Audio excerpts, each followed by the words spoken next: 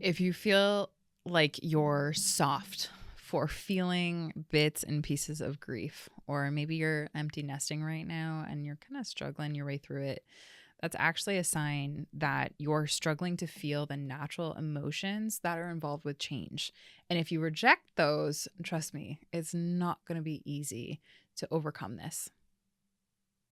What it also means, and what it's also a really big sign of, is that you have neglected your true self for so long that now this process of change is really finally highlighting. Hey, everybody, it's Bianca. Welcome back, Evolvers. It's Emilia. Today, we're going to be talking about grief, and specifically the topic Fun. at hand is empty nesting. Bianca and I were joking just before this episode about how so many individuals really struggle to feel empowered, like that sense of empowerment and pride and strong, that strength, that sense of control when we talk about these low valence, low arousal emotions. In other words, emotions that don't feel really great when you try them on like a pair of pants. They feel like they squeeze you too tight. Grief is one of those emotions that a lot of people struggle to hang in there with. And a lot of our clients are kind of going through some interesting transitions and seasons of change. And one of them is the empty nesting that's happening right around this time period. There's a lot of clients that we have who have children who, or teens or young adults, really. In their eyes, they're still their babies, but they're going off to college. They're maybe moving out of their households, or they're going on and starting their own lives. And what is left in the throngs and in the aftermath of a lot of these individuals are these emotions that are involved with the grief cycle, but yet, unfortunately, those who have been conditioned to not feel those emotions kind of are just sweeping them underneath the rug, doing things in the aftermath of that emotion, not recognizing that they're actually going through grief. So, Bianca, let's get into this one for our listeners who, not just the empty nesters, but those listeners that are joining us today who are going through their own season of change, because I think that this empty nesting topic, while we'll hover over it and really have it connect to the bigger cycle and season of change in a nutshell, let's help our listeners really recognize the power of grief, how important it is to the cycle of change, and why specifically empty nesting is something to be very mindful of when you navigate it.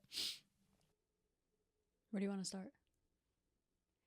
Hmm. I gotta be honest, I don't have a lot of experience with clients going through this exact and particular situation. I've had a lot of clients who are like right before that, and I've had a lot of clients who are pretty far past that, like the actual, oh my God, my baby's leaving. What does this mean? But Yeah. what I have seen a lot of is people in the aftermath of these pretty significant changes in their lives where they have no idea who they are anymore, which is a really big part of empty nesting. I've had clients in their 40s, 50s, 60s, 70s, even 80s, and their grandkids have surpassed certain ages, or their children have surpassed certain ages, or they're now retired or whatever, and now they're like, I don't know who I am. I don't know what life is. I don't know what life means. I've lived this certain specific way for so long. I lived my life like this. What the hell do I do now? Or even in the aftermath of a relationship, Yeah. I've had this person in my life for so long. Now they're not here. Who Hmm. am I? We were together for 6 months, a year, 6 years. Who am I? I say that to say these concepts all relate to each other. So you don't have to have gone through the exact specific certain situation that we are diving into, but this can Facts. apply to anybody who is going through any significant life altering change that leaves you on the other side of a new life. Yeah. And that's one of the things that the change cycle, like we can't it doesn't necessarily have to be empty nesting, but I do think that as we overlap that as the primary focal point, with the secondary being the seasons of change, right? One thing that is always guaranteed is change. And as it pertains to empty nesting or going through a relationship or anything that's really, really big in life, right? Change that impacts us and changes our belief structures. It has an impact to our mental health. And how we go about that change is very indicative of what gets kind of birthed in the aftermath of that. So I'll give an example where I have a client, shout out to you if you're listening, and actually a few of them who are going through this season of motherhood and fatherhood that are, some of them are teens that had graduated from high school and now are kind of transitioning from college. Others who are transitioning from college into that quote unquote adulthood phase where they have the opportunity and the privilege to either move back home or to go start their life. And the children have chosen to go start their life. And, some of my clients are really struggling with that change, but like in a good struggle, and one of my clients had said to me, Bianca, that she was really vulnerable. And she's like, I'd always wanted to be a mom. That was one of my biggest sense of worthiness, that my biggest sense of worth was by becoming a mom. And that was one of my biggest goals. And she had a really, really tough childhood and just a horrible upbringing. And so she really wanted to do a way better job than where she came from. And we hear that a lot from clients. Like, that's awesome. And by all quote unquote marks, she has done a really beautiful job. And in reflecting upon her daughter, just in this nuance, her daughter's going off to college now. And in this transitionary period, she was sharing with me, I feel like I'm actually going through this grief cycle that I'm really kind of fearful of, because in a way, with my daughter going off to college, this is having me meet square in the face all of the quote unquote self or inner work or the healing journey that I got to put off because I was a mom. And because in that quote unquote mom role, Bianca's smiling for anyone not watching us on YouTube. Yep. Because of that mom role that I got, and that the conditioning that was underneath that was, I don't put my healing first. That comes way after, once they've left the household, right? So she's in large part kind of struggling with the grief of having her child move forward in like a way that she's supportive and excited and happy for her daughter and like really excited for her next chapter, while also having a part of her that's really sad because there's that grief, there's that loneliness, there's that emptiness kind of feeling that happens. And she even said to me, she's like, Emilia, and I know, here's the thing, I know it's because I've put my kids first. And that's exactly, like, I have no regrets around that. However, it has come with this downside that you just mentioned a little bit earlier, Bianca, of I haven't really worked on myself while being a mom. And I know that that's coming. I know that all the work that I'm going to be doing, quote unquote, my life's project is now me. And I'm met in this grief of that this really sucks. And I'm really excited for it. So it's this duality of experience that a lot of people are going through, especially around this time of year where we transition from August to September. And it kind of pinched me in that moment when I was hearing really what her experience was like, Bianca, because I was someone who had gone away to college and I had gone to university and I had moved out of my parents' house at the time. And then I didn't really have that perspective as a young adult of what type of grief cycle my parents were going through. And now I was a middle child, so it was a little different. This woman, it's not the same. But the grief underneath that as a mom, to transition from one phase of your life where you have literally had all your conditioning encourage you to put your children first and you never, not last, but never, right?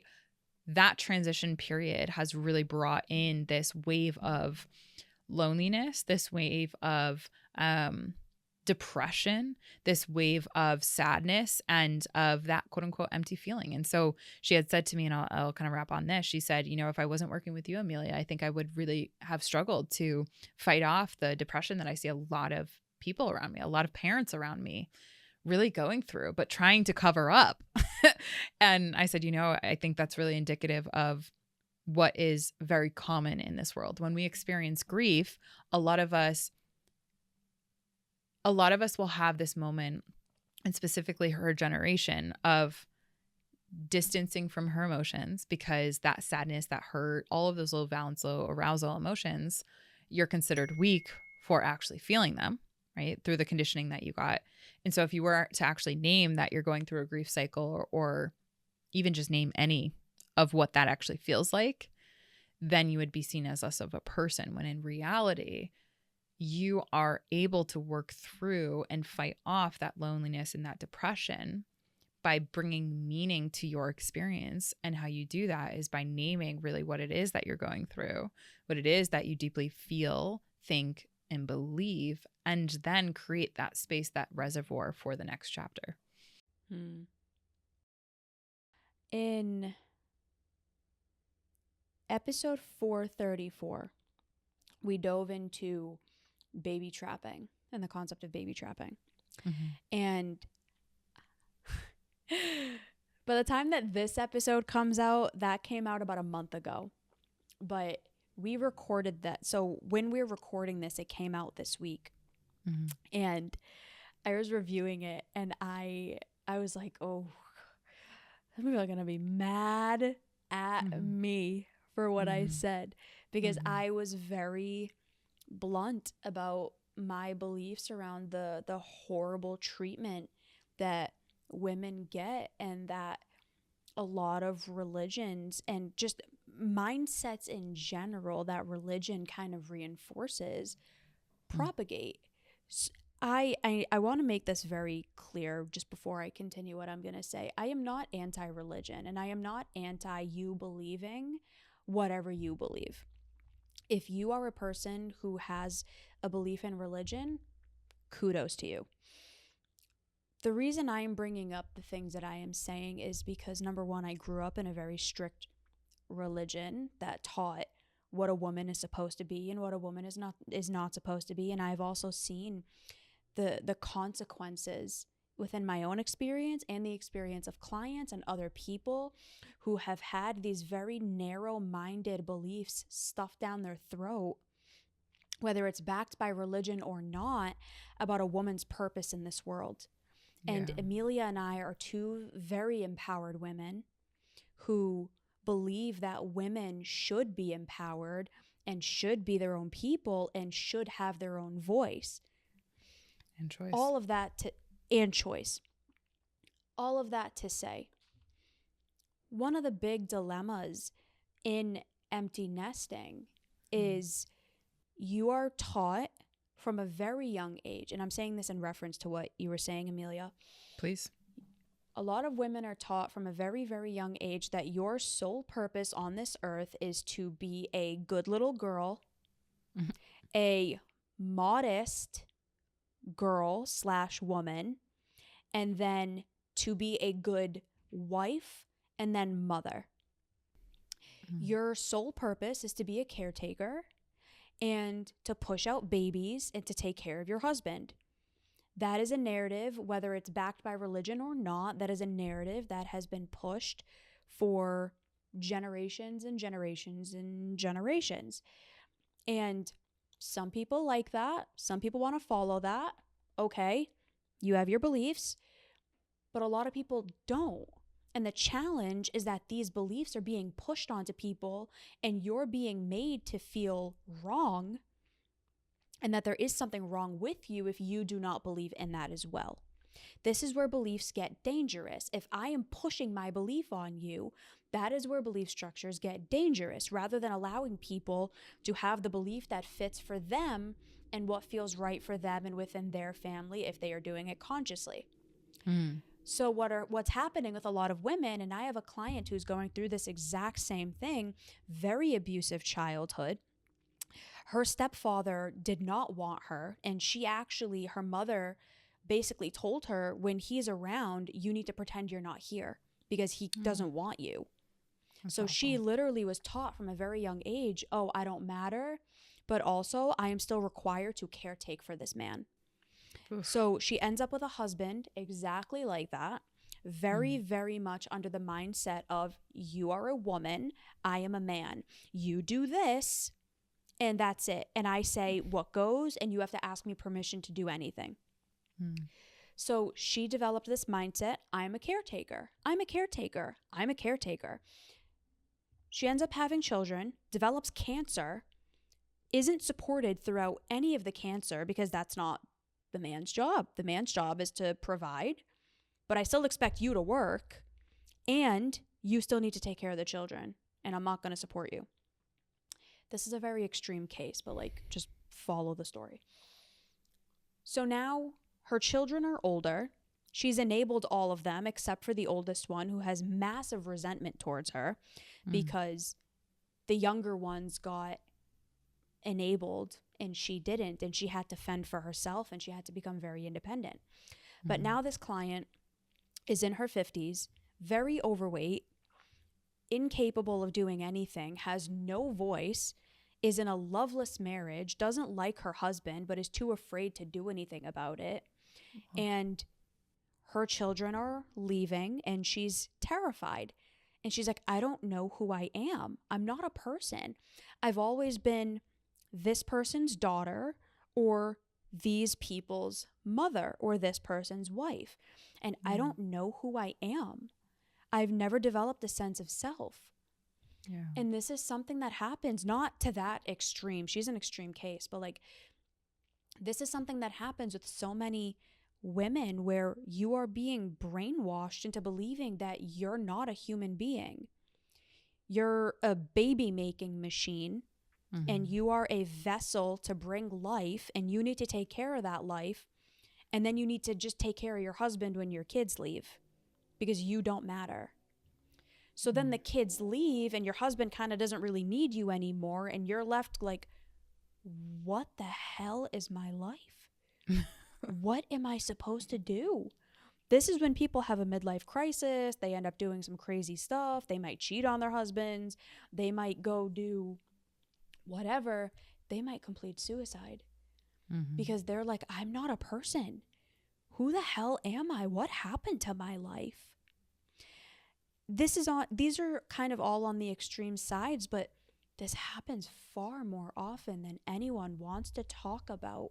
Facts. And if we are not bringing voice to women and to all people and all genders to say, you are your own autonomous human being. And yes, a role of yours and a function of that role might be caretaker, but you're a person first. Yeah, facts. You are an autonomous human being who is allowed to make your own choices first. And that's how you make sure that when your children leave the nest, you're not left thinking, oh my God, who the hell am I? You're like, okay, I love you guys. I'm going to miss you. And I still have my own life. And I'm just going to continue living my life because I'm my own person. It reminds me, all of that. There's so many different layers in this. And I want to share and weave this in. While that might seem extreme, just reiterate, like that's happening way more than people are willing and feel safe, psychologically safe to talk about. That's why, again, we're amplifying the voices of the safe spaces that we have behind the scenes, so that our hope and our intention is for you, dear listener, to take this in and maybe create a psychologically safe space for you to even feel or connect to your truth in all of this. And Bianca, I had mentioned to you that I wanted to mention this in this episode. This morning, by the time that we're recording this episode, it will be, far gone. But it was this recordings morning where Alan and I had sat down with one of our relationship talks coaching couple whom we've been coaching for around 3+ years maybe now, and they're on their way to getting married next weekend. And one of the really exciting components of that we as their coaches sat down and kind of went through was asking what are some of the belief systems that they have going into this transitionary period. And while you might not think empty nest syndrome and this conversation is connected, I'm excited to lay this out for you. what we were sharing, I wanted to flesh out because I have a lot of clients that are going through either a transitionary period, again, whether it be empty nest syndrome or this phenomenon, whether it be going from their quote unquote maiden era into the bride era, whether that be, first time mom era. Like there's a lot of different phases Or in dad. life. Or dad. Yep, absolutely. There's different phases in life that our clients are going through, transition periods and career, all that happy jazz. And I had said, because the couple had been what they referred to as like in a tiff over something that was seemingly insignificant, but what really was happening was the unconscious fears and unconscious limiting beliefs of that couple was coming to a head, and coming to a head in a time sensitive manner, because of course a week from now they're going to be getting married. So a lot of couples will just kind of experience these tiffs and not really go a layer deeper. And what I suggested that we do was understand, okay, what is being a mom? Because a lot of that timeline and the squeeze and the tiff kind of all the way came back to the sense of urgency that I need to go do these things now, because when I'm a mom, one of the belief systems that she had was I'm limited. Oh, My time is no longer mine. Like there are a ton of different belief systems, and I hear that often, right? And the male in this situation, like a different mindset, but has a different limiting belief on his own accord. Hey everybody, my name is Isaac. My experience with Evolve has been nothing short of phenomenal. The community, the Evolve Ventures Society, is just a group of people who are all like-minded and growth-oriented, and you can ask questions and get support from anyone, and it's a really private group and you can share and be open, and that's what I really love about it. Emilia and Bianca have been nothing short of uh, phenomenal, honestly.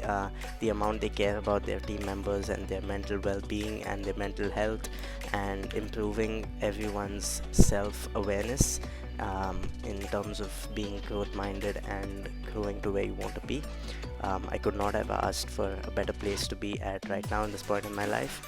And yeah, have a great rest of your year ahead and keep evolving, everybody. And to the point that you just mentioned, the development of self, when we got underneath that, what the belief system that she held was that when she becomes a mother, her time is not her own and she cannot prioritize herself. So her second biggest fear was losing her sense of self. And to the conditioning component, when you are not focused in on yourself because you're told and taught to focus on another human being, that ends up being the perpetuation of this narrative that's going to contribute to 50 years from then, the empty nest phenomenon, where that feeling, that existential feeling of sadness, of loss, of loneliness, of despair, and honestly, the 26% plus depression rates that increase to couples that are in that situation when their last child leaves the quote unquote nest. That question, what am I supposed to do? What is my purpose? What is my role in this life? It's become so narrow focused because of the conditioning. And what we fleshed out in that, Bianca, was that the narrative was conditioned that mom needs to take care of baby, otherwise baby will not survive. When that conditioned belief is adopted, what ends up happening? Mom never takes care of herself. What happens to baby when mom never takes care of herself, or when husband and partner doesn't take care of mom? The baby doesn't get taken care of, right? So when we take care of moms, inherently we take care of babies, because what I said to them is what I'm going to share here. Babies are the extension of a mother and father central nervous system. And when we can take care of moms and dads, we inherently are taking care of the baby. But the role doesn't get flipped. When we take care of baby, that doesn't necessarily mean we're taking care of mom. So it's this whole thing of the development of self. Moms lose themselves and get fearful of that. Dads also lose themselves and get fearful of that compound effect. And so what ends up happening 10, 20, 30 years down the line is mom and dad have been so disconnected because they've been so focused on the kids, which is awesome. Yeah, that's great. But it's at the expense of the development of self, and therefore the development of the relationship and the development of their own personhood, their personal interests, how, like, what they care about, their values, their goals, self-care, even personal fulfillment. And that gets lost. And so what ends up actually coming down that line of the empty nest syndrome, it's not just the grief of having your children having flocked the quote unquote nest, it's the grief in the realization that you have completely abandoned your sense of self, your personhood, and who you are way before you even had this child. And that grief, I find, is the tsunami of emotions that people feel and never talk about, which You is also why. abandon. Yep. I was just going to say, which is why in closing, I was so grateful to have that, breathe that into these clients, because they were like, oh my God, that's so true. When we take care of us, the future baby will inherently get taken care of. And the relationship will get inherently taken care of. The whole system, the whole community, the whole system gets taken care of. But yet if it's the opposite, that's not the case. And so it's just this wild reconditioning or unlayering of the narratives that we've been taught from a very young age. And I said, you guys are in this phase where everyone's going to ask, what are you guys thinking about this? What are you guys thinking about that? So that they can volunteer their limiting beliefs in a very impressionable time period that you guys are in right now. Be mindful, be careful, because everyone loves giving their opinions about how you should live your life. And none of that is actually backed in science. It's just about their personal pains and experiences. And so it's just fascinating to bring all of this together to, it's not just the grief of the empty nesting itself, but it's the grief, the tidal wave of consistent self-neglect that has been pervasive over 20, 30 years of a child's life. Well, this is also why couples end up going through massive turmoil. Mom believes that her sole job is now the baby. Then the dad gets neglected. Then the mom and the dad aren't assuming this is a heterosexual couple. The mom and the dad end up having battles because the mom now doesn't feel supported and the dad doesn't feel loved. And now these issues perpetuate over decades and decades and decades. And then they end up in divorce and like... or neglected, in a loveless marriage to your client. Right. So many aspects are being neglected, but it also kind of sounds like this client has this belief that she is the mom, so she is the sole person responsible for taking care of the babies. Like, where's your partner in this conversation? That's what he said. Which like, is awesome. Is he not the dad? Like, is he not going to be there and take care of the kids too? It's like, my sole job is these children. It's like, what about the marriage? He actually said it was really, really cool, because I very rarely hear this come from men. And that's why I have so much respect for this couple. He said, great. You know, like my role, like what about the men in this role? Like, it's not all on your back. Like, I'm here too. And I want you, like, I don't just need you to know that from a sentiment standpoint. Like, I'm going to show that in my actions. That's why we had this tiff, which is so fascinating, because the men that don't step up, and I said the men that just benefit as a result of that unconscious belief system that you're even seeing how that connects to. There's a lot of people that will never squawk at that because they get to kind of get let off the hook. Right. And that's where that fair play and equitable marriages and equitable households and distribution of labor, cognitive, emotional, like social support. And so it's like, it's not just that one grief of them leaving and feeling that loss. It's the feeling of the purpose connected to all the responsibility of the household on your back. It's how you didn't have those conversations with your spouse, that this is an inequitable relationship. I feel neglected, like all of these things that are tied up in it.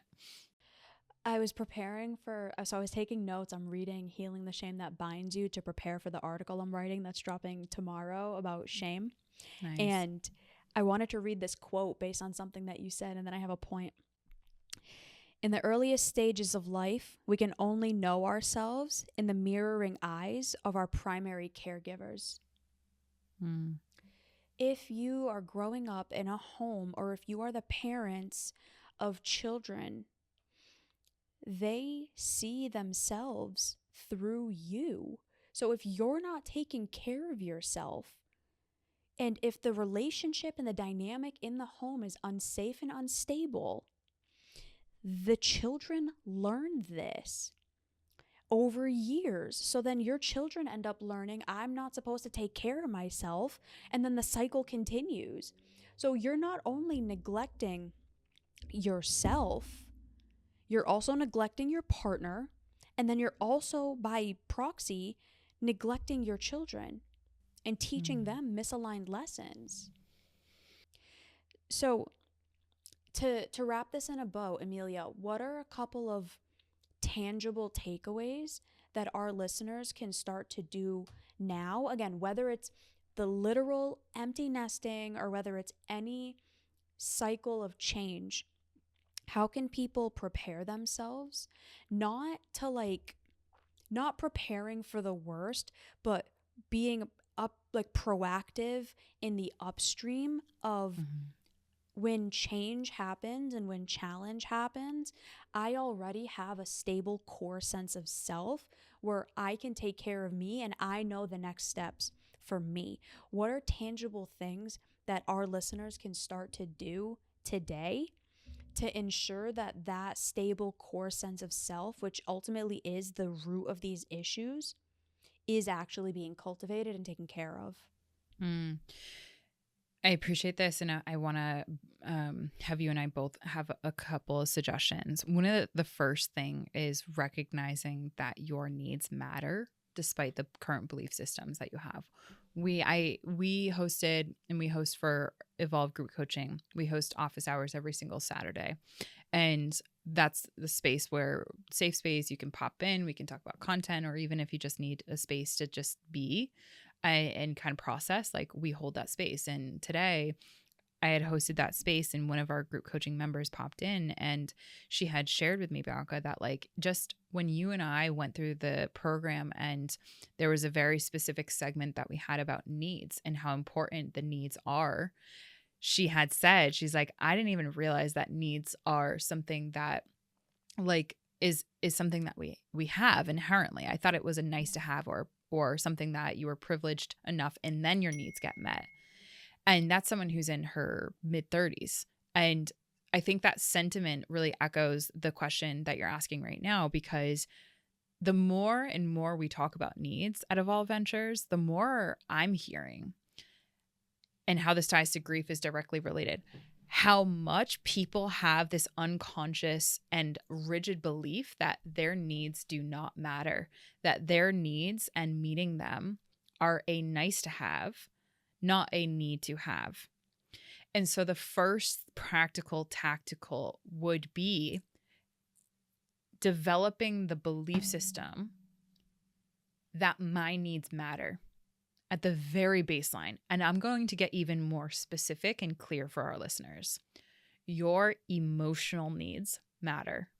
And although your current belief system will tell you otherwise, that your emotions should be put in the back burner, should be swept underneath the rug, shouldn't be processed through, your emotional needs matter. And to change is always going to be here.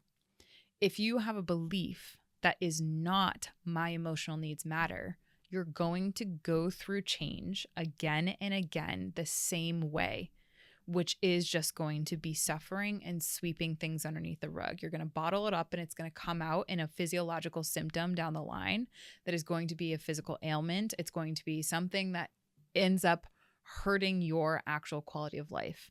But it won't feel connected because it's not like you're going to spot that chronic illness that then pops up and you're going to be like, oh, it's because I had this belief system that my needs don't matter and my emotional needs don't matter. But that's more of the reality, and science continues to show this. So that's the first thing. The second thing is practical and tactical. I said this to a client recently. To that end, if my needs matter and if my emotional needs matter, what am I feeling? So every single day I had this client write down, fill in the blank on a piece of paper. A part of me feels like. That alone, that's a practical and tactical check-in, emotional check-in that you can check in on at any point in the day that allows you to actually be able to start to be aware and attuned to the emotions that are present when it comes to change, when it comes to stress, when it comes to grief. And I think that that's a really helpful emotional check-in that helps to build evidence to the belief system that I just mentioned formerly, that my emotional needs matter. So those are the two that I'm going to give just to start. Bianca, what are your thoughts and what do you think that our listeners could really get activated to start today and develop today?